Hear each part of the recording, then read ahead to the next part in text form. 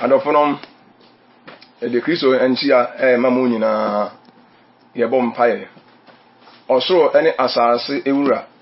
obrehunfo agya e de azakase ema wo se wa me ye ho kwan se ye mfa wasemmere won krofo ye bom paye se wo se odi utumi ebedi ensema ebe nyina achi na ayinhyira obi bia abrabom ye da wase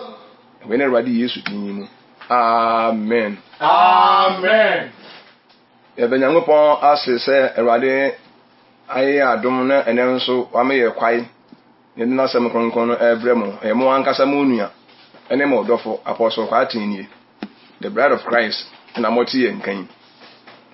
ene nso edu nyame asem wa ye mfrɛ mu ebremu na megidie se obi odi akomapa ebetie bia no asem no ebe ye nhyira ona brabo mu na ye be se ye kasa akrafa calling sin a sin o frɛ bɔne se bɔne asemi hia papa calling sin a sin o frɛ bɔne se bɔne aye bɔne ehia pa tinie pa ade a emfa nipa enko Nyankopɔn nkyɛn ene bɔne ena ade a ni nipa bɛko Nyankopɔn nkyɛn so ene tene na ni nyina nso Awurade asemo no Onyankopɔn na ema yehunu bɔne ena Onyankopɔn mum ena me yehunu tene na ni ka antia say every sin is sin but all sins are not equal bɔne bia aye bɔne nanso bɔne nyina anya de koro nyame bo ano nyame ebe ka ho asanda bi na wahu sɛ bɔne bia de aye bɔne but bɔne nyina nso anya de koro na de womo no sɛ wo frɛ bɔne sɛ aye bɔne a na wa frɛ tene no sɛ tene ɔso ye balance no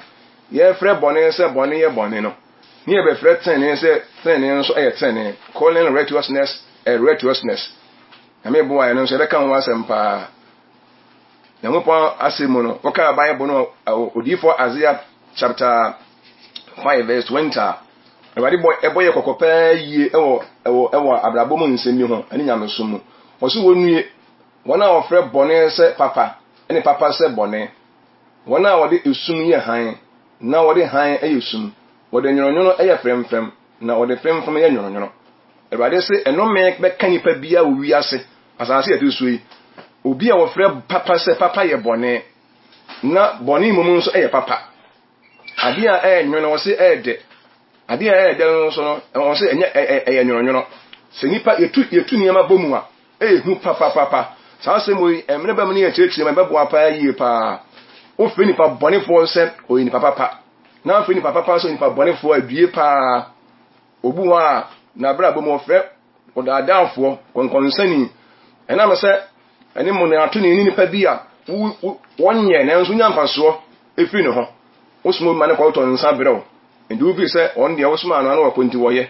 de wono se de mi gidi ma me kwa se me nkone de wo fe ne se on de wonye de woye no wo se wonye de woye de wonye no na wo se woye die ehu pa yie pa na nyame bo a ye beka ebenya mmere pa na ya tese sanse mu pa yie pa ye fre atora nkyere kyere se enu mum na ye no kore na no kore mum di no kore pa de nipa be konkwam no abaye atoro obi a won ka Nyankopɔn asɛm ye no kore kyere wo no ubu ne so ye daadaafo na de wono oda da nipa de ubu ne se onu mum ye no kwafo adue Nyankopɔn se obi a ofre bɔne se papa na odi esum ye han bia sa nipa no wonue edurumedi a Israelfo abrabo mu no womo efre bɔne se papa womo ntimi amfre bɔne se bɔne ye bɔne nano nso edi bɔne kase ani musuo kase bre womo pa yie pa edurumedi a ade a fe ne se adwamammɔ a efin no womo bu ni se nya hwe se de ne ekoso ewo ne Kristofo bi abrabo mu no yebu adwamammɔ se adwamammɔ nya hwe ye be nka Nyankopɔn asɛm no Jeremiah chapter 3 eno ho na ebe yi asɛm do na afri ebe Jeremiah chapter 3 verse 6 to 9 with the 6 to 9 Jeremiah chapter 3 6 to 9 na yegenka Nyankopɔn asɛm no yenka ho ne yehwe de Awurade asɛm no so kyere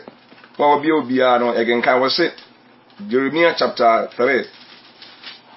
o se verse 6 na Awurade ka kyere me ohene Uzia bere so se wahu die okobofo Israel ayoyi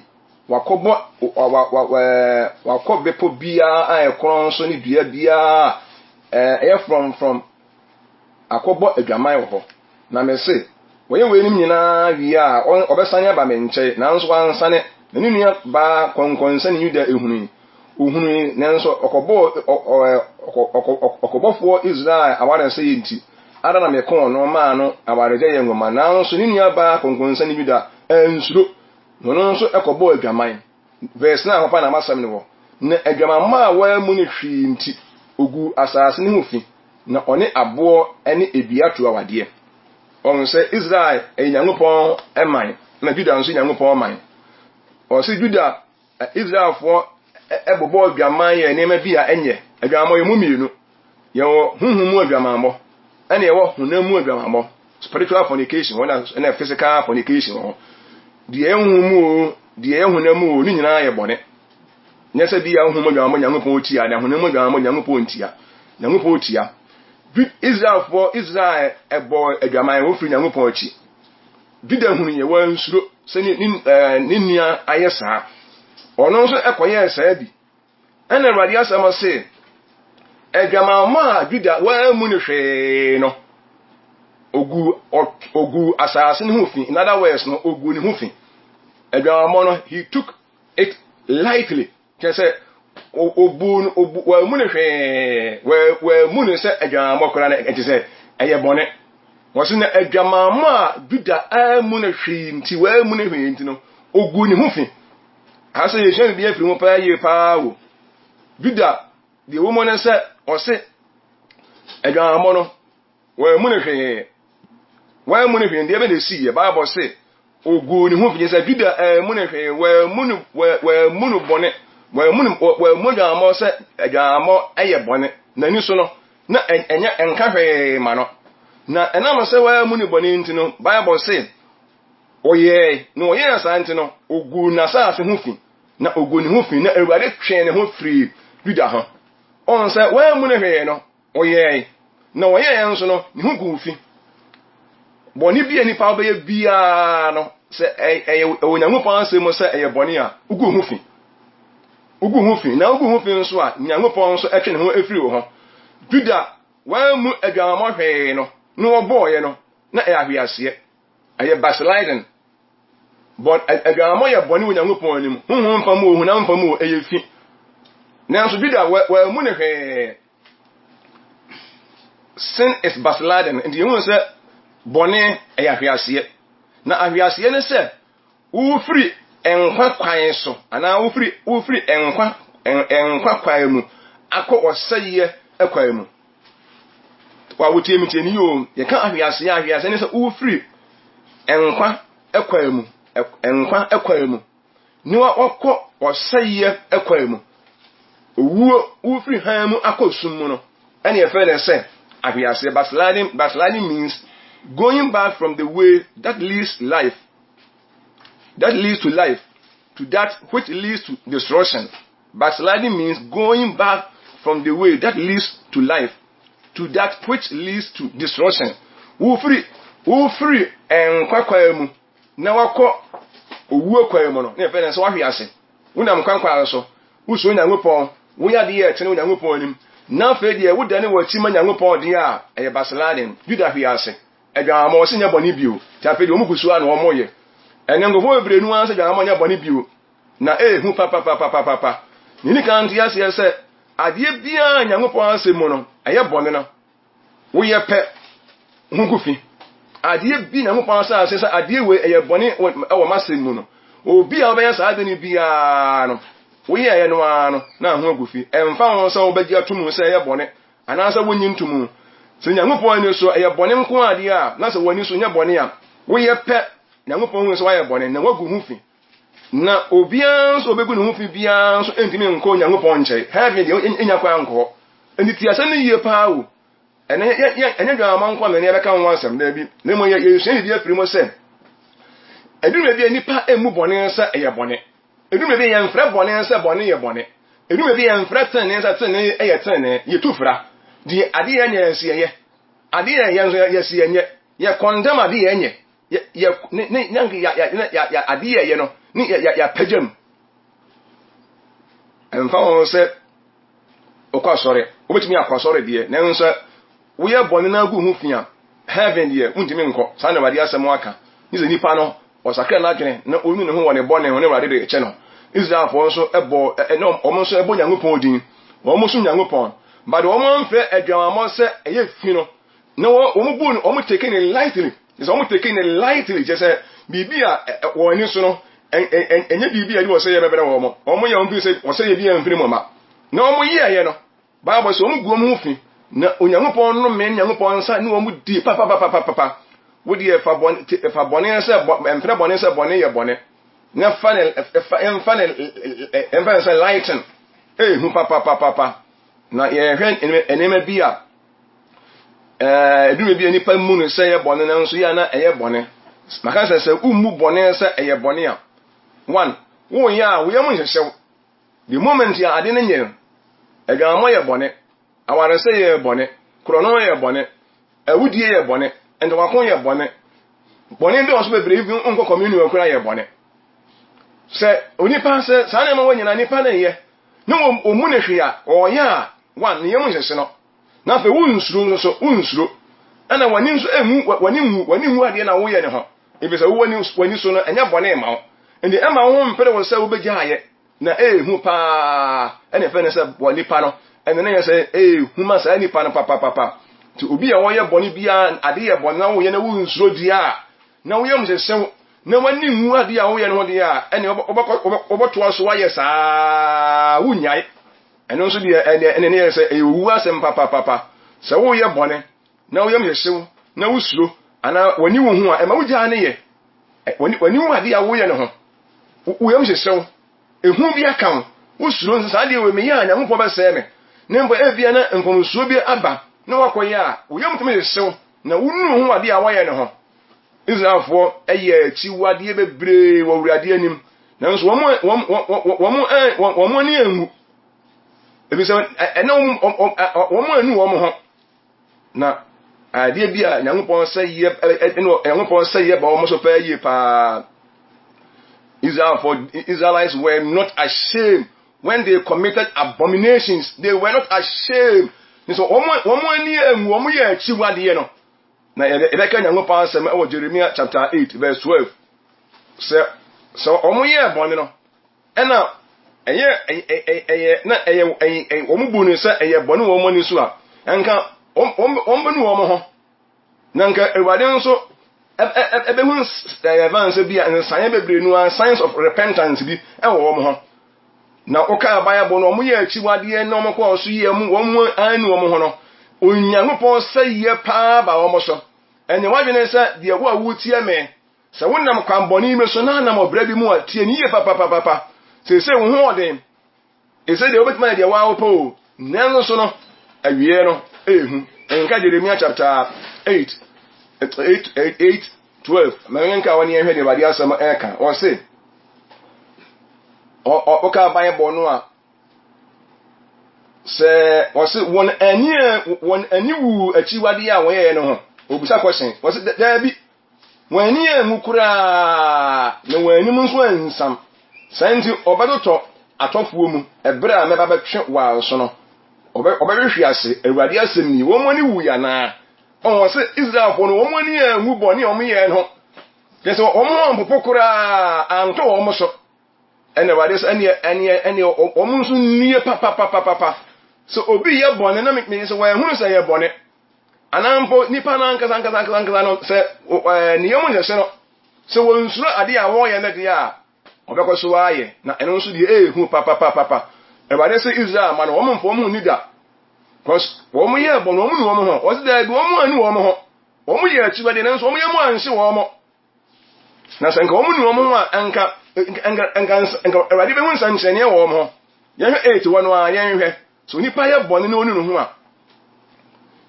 Onyankopon enso ehun sa nipa ne mabo so nipa tene ni ye bone a ade ma ko mi hu no se ne yem hyehye no na o ka se iye mi pa me na ma ye sa ade wi na eye de na me ye sa ade wi o ade fa hyehye me iye mi pa na ma ye sa ade wi na eye de kura na sa ade wi me ye de kura na sa ade wi me ko wura mu ade hu me mabo fa me bone hyehye me uhu enuhu bi ewo ne ho ye nka Nyankopon asem ewo Jeremiah chapter 8 verse 6 ikinga ho no a wo se Maria maso matie enso de ensen na waka obiara ni ho oni ne ho ne bone ho ka se edien na mayoyi obiara se ne kwa nso se oponko a obohia adom Ewade se wo re na so na wo tie Israel ma na se enka obi wo mo ka se ye edebe na mayoyi te obiara nu no ho ne bone ho krono ni awara saye ne nyama anya na omo ye wo na sanka nipa no so Nyankopɔn ho a ka nipa ne benu no ho ka se ye na debe na mayoyi na ye de ko na me koye sa ade we na ko na me firi me yirachi na ko na me firi me kunu achi na sika we kura me ko fa aye de kura na me ko kunto koye de ko na sa ade me koye ye na ohu onua na ne yem astate ehese no so ye bone na wo yemu ayese wo a no wansuro na je sa ne ye wo de ye ne je se wo hunim no utibua no awu awie Kristo ni bia oba so ba na kwa mu bia no so ohu a na ne yem hese no a na onu no ho a Onyankopɔn de ne bone eche ne mo nsa wo ye bone na wo yem hese oba bi de wachi enya wo yere onye wo kunu so yem hese obato aso aya ko bi me se do bakoto eda de bakoto adakam na de onga koto adakam wi a ho na ye ba ko je Nyankopɔn anim na ho na ye be hu se bone ye ni wi ase no na katu ye ni na wi ye nsu ni mini awutie me Awurade asem e ba wo nkyɛn na yan hwɛ ne ma bebre ho a nipa mu no se ene nipa mu no se ye bone ebi ne dwa ma me kan wa asemi ene ebi no mu dwa ma kora se ye bone se wo ye young guy na wo ni girlfriend a yes wo de society no nka ho wo ya brand ye young guy na wo ntimi mponi se me gay ni me gay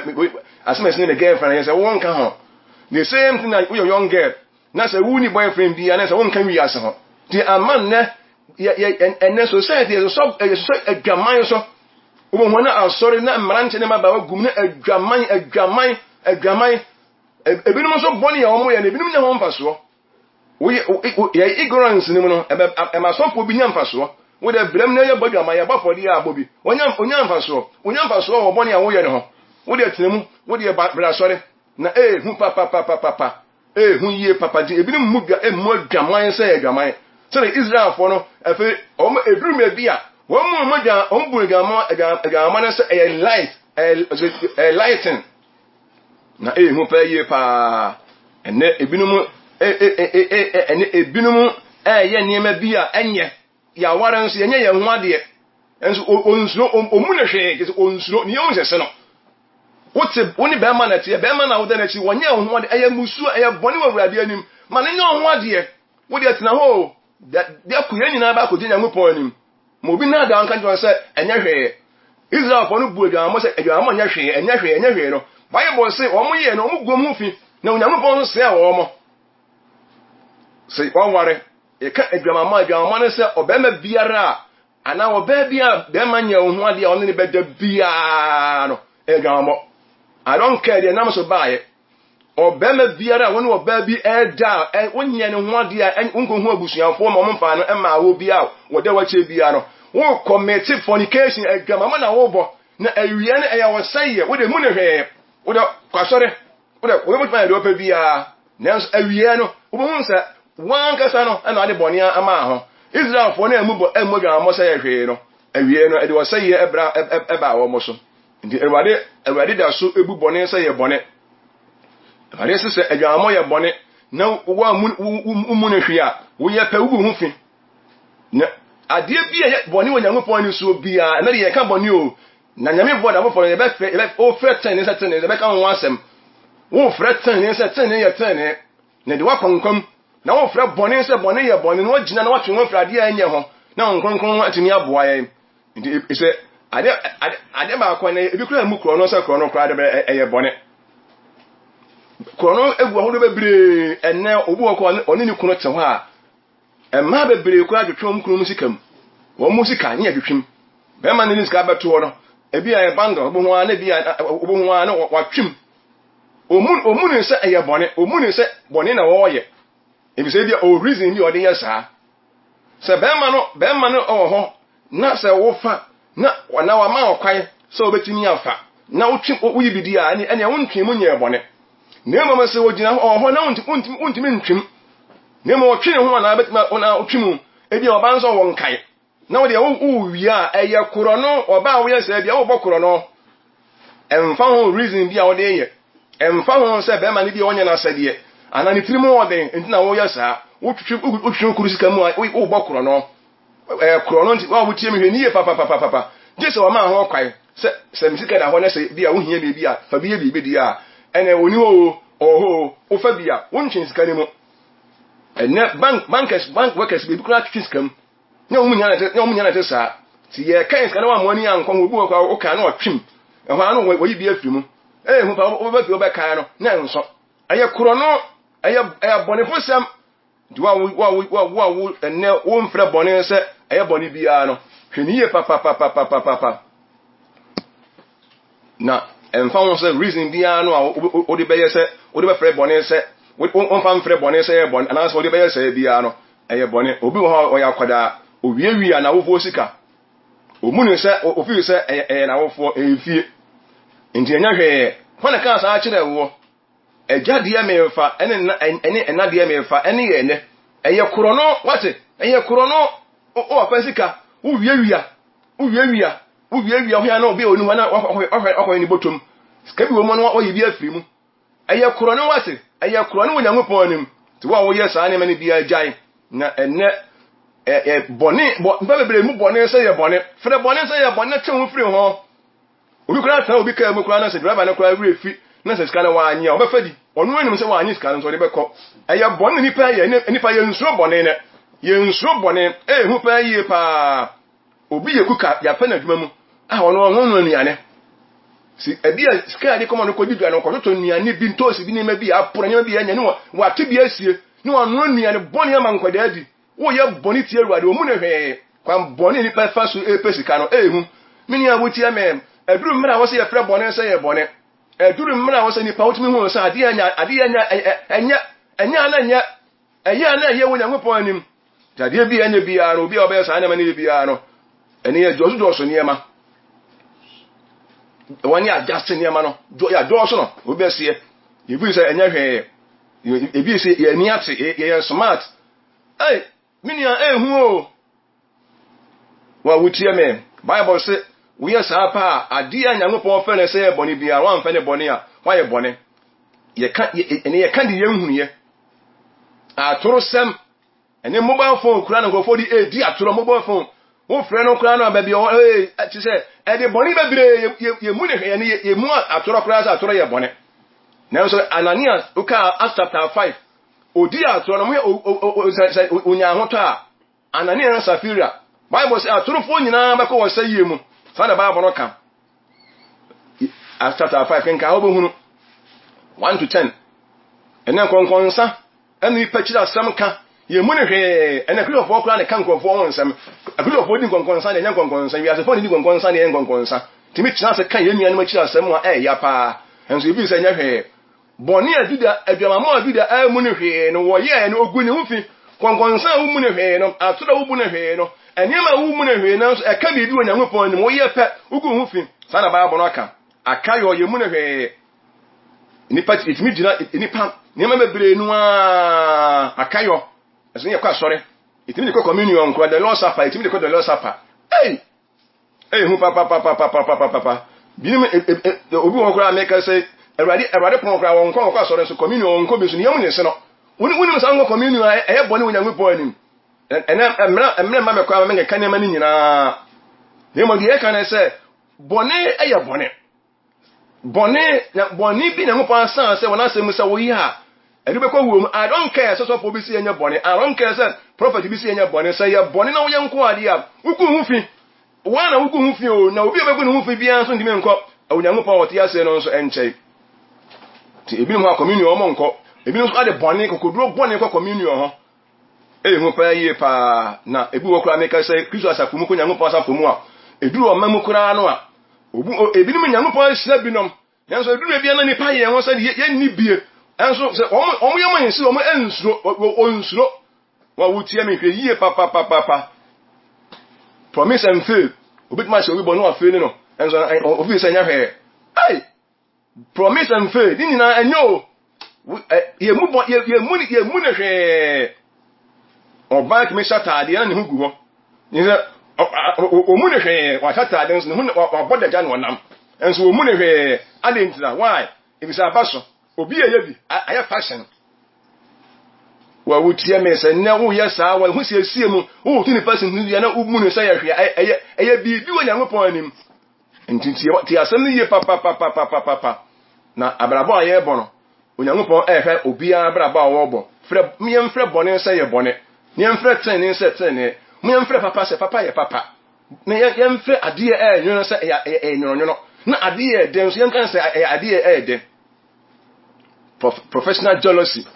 bebe mu emunu say ye bone no bi wa hwom na onipa ne ye bona ba so na kwaso na must jealousy ahwe ne ma eno hu papa omunu hwe say ye bone sa nima bi wo wakwa mu na so ya momo no ne ya san fi nima bi wo ya akwa mu a awie no e wa say yo mini ya wutie me atisie titini ade atisie ene nima bi enipa ye live sa ahodo mu sisie fi ahodo bi ni mutimu live no ne ho ne amaniema emu asisie verse ahodo bi ne ho nsensem ade bi a me Nyankopɔn enne ho a wotie me ade bi a wo ye bi a wonum se enye bia no ana wo Nyankopɔn asem se enye no so wan twe won fu na bu ne se nyahwe nyahwe ne ne se nyahwe na aba ne nyahwe juda wa mu ga mo hwe no o take it, he took it lightly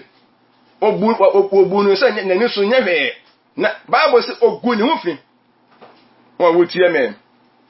ebini bu ndokwa se ndokwa kra nyahwe Kristo nipa na ogina bonten na anoba baye na odi atem na otwa ne ho sakom na asa akwotena Sunday omu ne hwe o mo to kwa ehu de waye ebi so omu bi se wotene se odi nipa na atem ene atem didie ye mu ne hwe ye mu atem didie hwe atem didie ene ntamka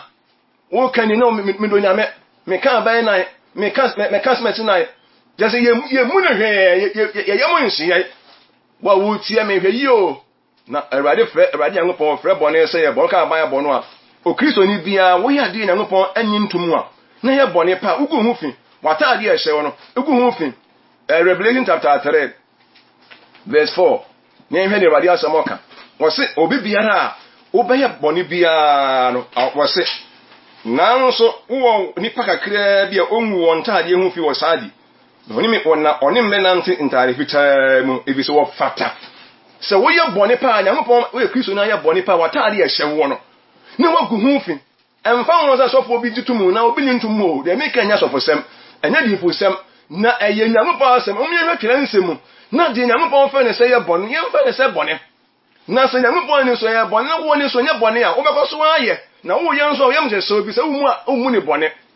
o kan Revelation we na I can kind Revelation chapter 21:27 was adi huru bia menka was na adi huru biara ne de wo yo chiwade ne wodi atoro enhyen mu kura ji wona watwere wondi ahye adwama no nkwa mu obi a odi fa ne ho bia ne ho agu fi bia kurokonkon no ani ade bia agu nipa ho fi bia enkokoro num ntimo obi na ada wate wa na wutie me undimi mfrɛ bɔne sɛ bɔne yɛ bɔne a ene manyame asɛm nkasa nkyerɛw so obi a ne ho nteɛ obi a wonye obi a obu na ni gu bɔne nso se kuro no won hyɛ mu kura Awurade asɛm a ene sɛ Awurade asɛm akasa kyerɛw na apɛ sɛ ɔdo ho ma Awurade na ene sɛ wote bɔne bi mu na Nyankopɔn asɛm eyi wakyɛn bɔkɔkɔ na kasa kyerɛw na ehu bi abɛhyɛ mu a Nyankopɔn bɛ sɛ wɔgye wo di asɛm yɛ akyi na wodi asɛm yɛ akyi a Awurade bɛboa wo frɛ bɔne sɛ yɛ bɔne wo se omunue mo frɛ bɔne sɛ yɛ papa they call evil good and evil bad hu papa di nipa a wonye wunya no mfa so nti won na ye obi a wo da wo kan wo defa wo no ma wo ye bɔne no won na ye ne kwafo ma wo na de wo ka asɛm a yi watan na teneten wo no obu ne sɛ won ye wonye enche bobɔ mpaye unya mfa Awurade sɛ waje okra aje nkwa ma ho kwa na Yesu metena mu na wo sɛ Awurade twɛn sɛ obehu sɛ yenu ye ho wo de ye ho ana wo sɛ ma hwɛ ma so obi a wo ye bɔne bi aka sɛ de na me ye sɛ Awurade fa me bɔne kyɛ me a Awurade de wo bɔne be kyɛw ye bɔ mpaye okra bi a wonye ne hu bia no ye sɛ mpa aba ma wo Awurade wona ye wo so ni asase wura amen e di azaka sie ma won sɛ papa ene wo di ama yi okra bi a ne wate asɛm bi a ehu bi aka no na emre bi atwom ontimi mfrɛ bɔne sɛ ye bɔne won frɛ adwamama obodwamama sɛ nya hwe me Awurade mesro mane hu no nsuro no sa awie no so wan sasa o saye mu ene obekro de nan so wate asemi wagye adie nso boa no na oni asemi achi e de o man ga na hye wonsa hyira ye e da wase we ne Awurade Yesu din mu amen Amen.